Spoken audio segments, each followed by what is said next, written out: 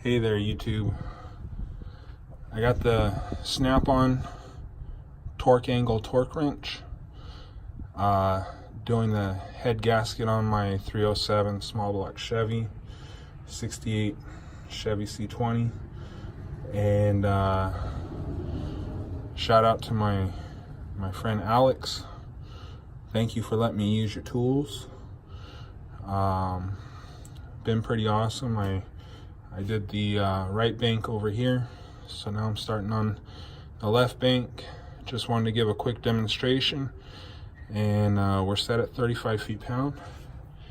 And as you can see, it's starting to light up. And we'll come back.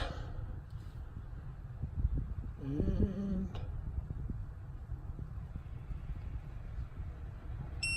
there's the buzz. I'm going to give us a readout of what we actually did. So that's the tool.